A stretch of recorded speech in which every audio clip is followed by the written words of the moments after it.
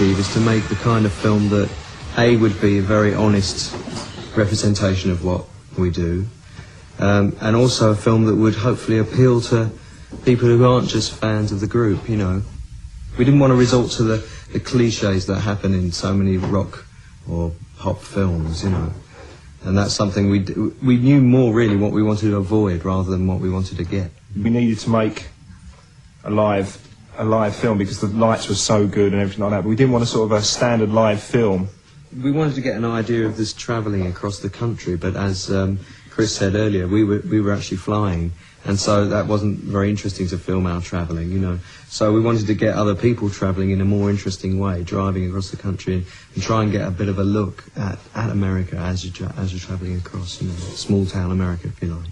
As the kids turned up to this club, you know, and I think they had to go through virtually all of them and find out why they were interested in Depeche Mode. So all the time they didn't really realise they were being filmed and stuff, and it was always like, yeah, you know, when are we going to start making the film? Even though people were filming them obviously on their journey, you know. I think it's good because it's just a different story. It's like two stories in one, almost. And I know there's some people think there's too much of them, or they don't. But I actually quite like them because I think they do. You go, you're really intense. You're watching this, the film, you know, of us and the concert, and you go away, you know, and it's good. Your mind goes somewhere else, you know, and then comes back again.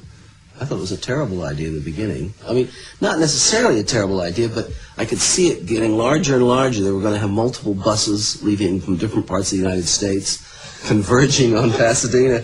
And I thought, God, we'll have hundreds of crews chasing after these buses, and all they'll get will be a lot of noisy interior bus scenes that we can't cut. And then, luckily, the cost of it, when he sat down and figured out with Fraser, my son, who was really kind of managing the budget, they figured out the cost of it was completely impossible to do. So then they were thinking, well, maybe we shouldn't have any bus at all, or let's just take a bus to Pittsburgh.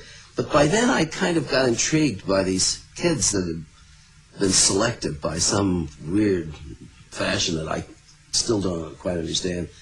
And I thought it would be really sad to just drop them in Pittsburgh. Somehow it seemed very ungentlemanly. So I kind of really at that point pumped for having them go clear across the country.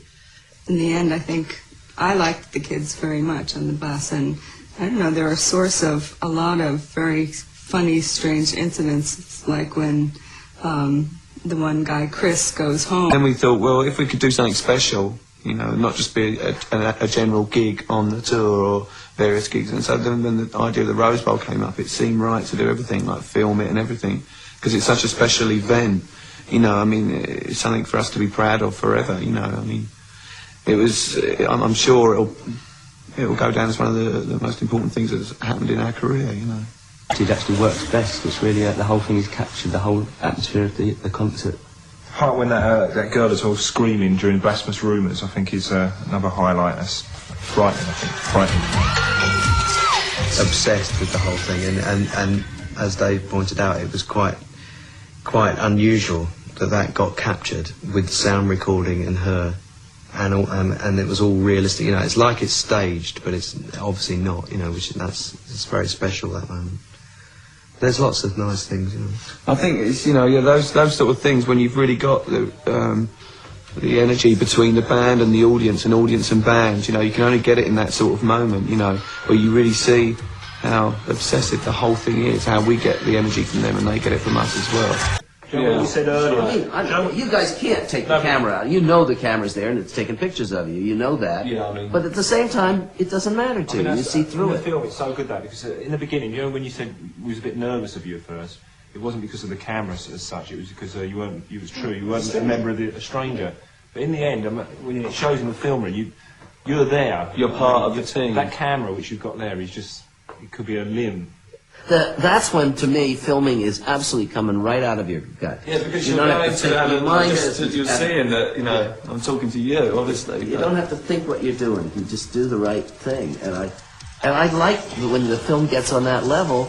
It's interesting to me just because we've broken through that big glass wall that feature films and also documentaries put up, which is don't look at the camera. Because, you know, we went over to America first in 1982 and 1983, and we got a very sort of negative response from journalists, and even at the concerts, you know, we were playing sort of about 1,000 people every night. And we sort of gave up on America at that time. We thought that, you know, our music just wasn't suited. But when we went back in 1985, we noticed a really big change in opinion. And, you know, everybody's attitude over there seemed to have changed suddenly. And we seemed to be, like, really, really accepted. And from that time on, you know, we sort of just built gradually. It's good as well, because although we're successful, I think it's good because we're still very much an underground band. And we haven't sort of reached the housewives yet. And we've seen a lot of records and doing good live concerts, but we're still considered underground and cult. I think it's a good position to be in. It's kind of like solving a mystery while you're shooting it. I mean, as you go along, you're trying to find out what you're trying to make the film about as you're actually wasting film filming it. And then you get it all back, and you try to, you know, see what you have and make some idea of it. I know for a while, one kind of impetus we had in making the film was based on a song of Martin's, Master and Servant. And it probably has nothing to do with what his idea of master and servant is, but it kind of helped us get an idea of the structure of the film in terms of the band and its audience relationship in terms of master and servant, and the whole music world's role to the band, master and servant, just kind of that kind of complex, everyone else kind of controlling the other person, but at the same time the roles switch constantly.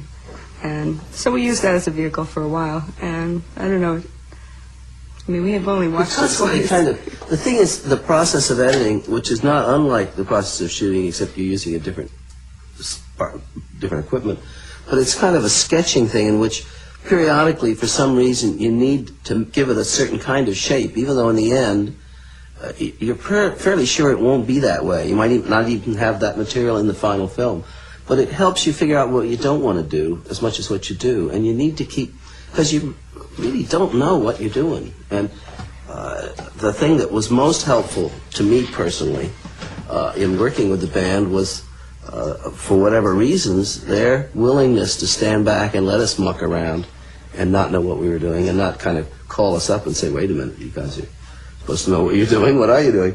And the fact is that anything like this you really don't. I mean, you can say you do, and you develop all sorts of scenarios, you know, scripts carefully written and wonderfully presented presentations. But in the end, until it's finished, you don't know what it is. You're just hoping, you know, that it'll somehow come together. And it does come together because you're not thinking of anything else at all in your life for that period of time. And finally, force of 3 or 4 people struggling together. And I'm sure it's exactly the way their music gets made.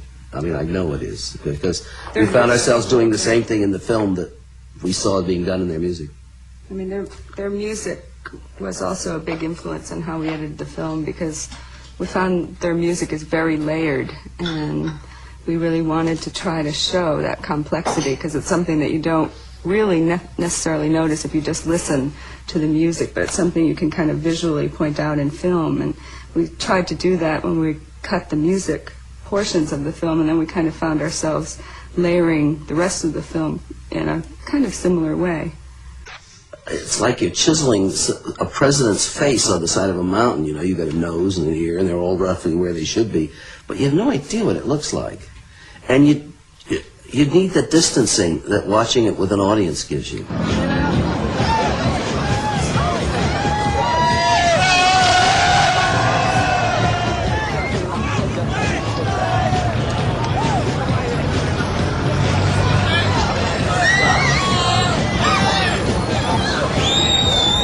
I like seeing all the behind the scenes bits. It shows you maybe a little bit what the band's really like. What a film, what a band. Best live band I've ever seen. Brilliant, boys! Brilliant! Brilliant! So jammy. No, Sam.